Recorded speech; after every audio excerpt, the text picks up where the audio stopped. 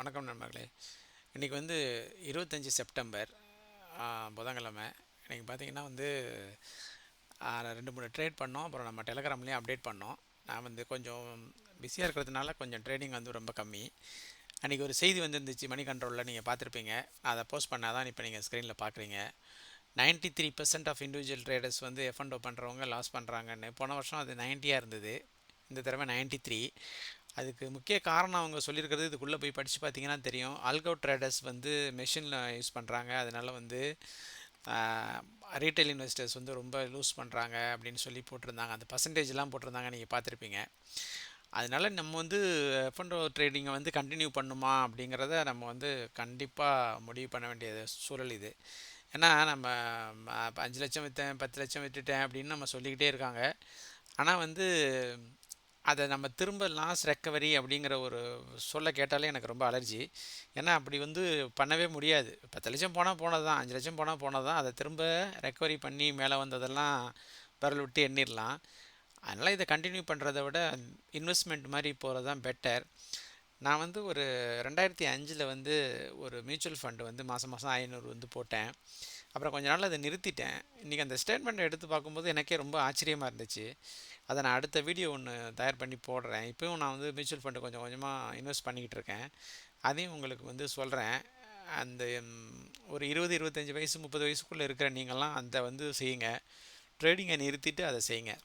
செஞ்சிங்கன்னா நீங்கள் ரொம்ப சீக்கிரத்தில் நீங்கள் 50 வயசு ஆகும்போது நீங்கள் கோடீஸ்வரனாக இருப்பீங்க கண்டிப்பாக. ஸோ அதுக்கான ஸ்ட்ராட்டஜிஸ் வந்து நம்ம அடுத்த வீடியோவில் நான் பண்ணுறேன். இப்போ இதை வந்து நம்ம உங்கள்கிட்ட ஷேர் பண்ண நினச்சா தான் இன்றைக்கி போட்டிருந்தேன். அதில் நிறைய கமெண்ட்ஸ்லாம் 2 3 பேர் கமெண்ட்ஸ்லாம் சொல்லியிருந்தீங்க. அதை பார்க்கும்போது ரொம்ப வருத்தமாகவும் இருந்துச்சு.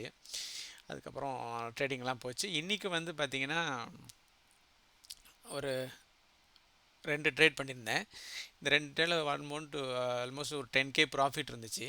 நான் இதை போட்டதுக்கப்புறம் இந்த 2 ஸ்க்ரீன்ஷாட் உங்கள்கிட்ட காட்டணுன்னு போட்டேன். நிறைய பேர் என்ன பண்ணுறீங்க, கைத்தொலைபேசியில் தான் நீங்கள் வந்து ட்ரேட் பண்ணுறீங்க. இப்போ இதில் பாருங்கள், இதை வந்து நான் போட்டேன். நான் இந்த இடத்துல வந்து என்ட்ரி பண்ணேன்னா இந்த கேண்டில் வந்து பார்த்திங்கன்னா ஒரு நல்ல என்ட்ரி பாயிண்ட்டு, வால்யூம் வந்து அதிகமாக வந்துச்சு. அதனால் அந்த இடத்துல வந்து என்ட்ரி போட்டுட்டு இங்கே நான் எக்ஸிட் ஆனேன். ஆனால் அடுத்தது இது முடிச்சுட்டு ஒரு 2 நிமிஷத்தில் பார்க்கும்போது பார்த்தீங்கன்னா ஹேண்ட்ஃபோனை ரிஃப்ரெஷ் பண்ணும்போது அந்த சார்ட் இப்படி இருந்துச்சு. இதில் பாருங்கள் வியூ ஆப் எங்கே இருக்குன்னு. அதே சார்ட்டில் இங்கே பாருங்கள் வியூ ஆப் எங்கே இருக்குன்னு. அதே 3 நிமிஷம் தான், ஆனால் சார்ட் எப்படி காட்டுச்சு பார்த்தீங்களா? ஸோ இதனால தான் வந்து கைத்தொலைபேசியில் வந்து நம்ம ட்ரேட் பண்ணுறது தவிர்க்கணும். இந்த இடத்துல வந்து வியூ ஆப் வந்து இங்கே இருக்குது. கரெக்டாக நான் வந்து என்ட்ரி எடுத்ததுக்கப்புறம் கரெக்டாக வியூ ஆப்பில் போய் அது ரிவர்ஸ் சைக்கிளில் வருது பாருங்கள்.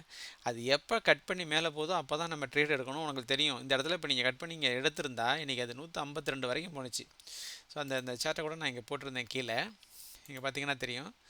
ஸோ இதை வந்து கட் பண்ணும்போது இது வந்து பாருங்கள் இந்த இடத்துல மேலே போய் இங்கே போகுது. 2 மினிட்ஸ் சார்ட்டு 150 வரைக்கும் போணுச்சு. அதுலேயும் ஒரு ட்ரேட் எடுத்தோம்.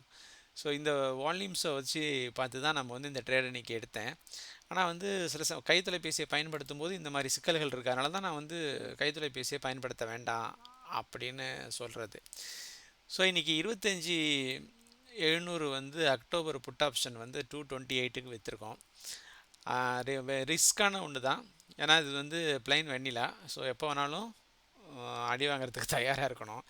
அடுத்தது வெரி வெரி ரிஸ்கின்னு ஒன்று போட்டிருக்கேன். 26 டிசம்பரோடது பார்த்திங்கன்னா 500 ரூபாய்க்கு வந்து ட்ரேட் ஆகிட்டுருக்கு. ஸோ அதையும் வந்து 26 கிட்டக்கு திரும்ப வரல மார்க்கெட்டு அப்படின்னா இது 0 ஆகிடும். ஸோ இப்போ இதில் பார்த்தீங்கன்னா இந்த 510 அப்படிங்கிறது இப்போ உள்ள மார்க்கெட் ப்ரைஸில் நீங்கள் கழிச்சிங்கன்னா உங்களுக்கு விவரம் புரியும். இப்போ உள்ள மார்க்கெட் ப்ரைஸ் பார்த்தீங்கன்னா 26,000 இன்றைக்கி.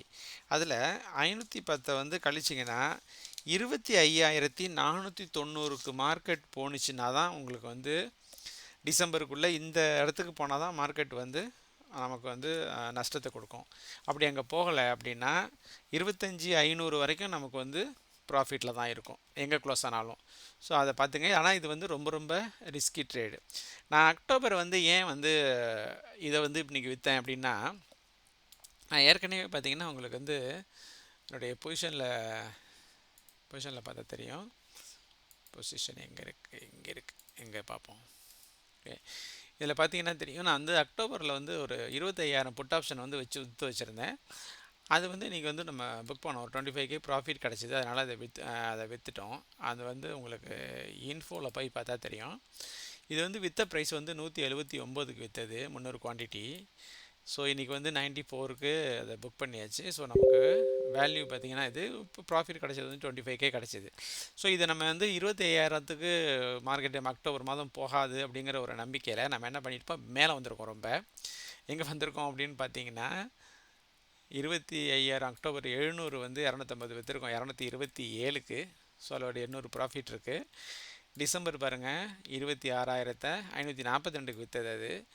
ஸோ இன்றைக்கி 514 அதில் ஒரு 2K ப்ராஃபிட் இருக்குது. பட் இதெல்லாம் ரொம்ப ரொம்ப ரிஸ்க்கான ட்ரேடு. ஸோ இதை பார்த்துக்குங்க. இன்றைக்கி செஞ்ச ட்ரேடு எல்லாம் சேர்ந்து தான் இதில் இருக்கும். இன்றைக்கி நம்ம முக்கியமாக பார்க்க வேண்டியது வந்து இந்த சார்ட்டு. இந்த சார்ட்டில் பார்த்தீங்கன்னா இது ரைட்டில் இருக்கிறது வந்து ஃபியூச்சரோட சார்ட்டு, இங்கே லெஃப்ட்டில் இருக்கிறது வந்து ஆப்ஷனோட சார்ட்டு. ஸோ இந்த இடத்துல தான் நம்ம வந்து ட்ரேடு எடுத்தோம். முன்னால் நான் உங்கள்கிட்ட சொன்னேன், இந்த இடத்துல எடுத்துகிட்டு நான் வந்து கட் பண்ணும்போது திரும்ப இந்த இடத்துல எடுத்துகிட்டு இங்கே கட் பண்ணும்போது வந்துட்டேன். கைத்தொலைபேசியில் பார்க்கும்போது அது தவறாக காட்டுனுச்சு அப்படின்னு சொல்லிட்டு. இதில் 2 நாளைக்கு முன்னே நான் வந்து அலுவலக வேலையாக இருக்கிறதுனால நான் இதை பார்க்க உங்கள்கிட்ட சொல்லலை. ஆனால் வந்து நான் உங்கள்கிட்ட ஏற்கனவே இந்த வீடியோ சொன்னேன். அதாவது எப்போல்லாம் இந்த 200 அந்த ப்ரௌன் லைன் 200 SMA வந்து சிம்பிள் மூவிங் ஆவரேஜ் வந்து விவேப்பை கிராஸ் பண்ணுதோ அப்போ நம்ம ஒரு நல்ல பார்த்துக்கணும். அது வந்து ஒரு நல்ல பாயிண்ட்டு, நீங்கள் மிஸ்ஸே பண்ணக்கூடாத ஒரு பாயிண்ட்டு.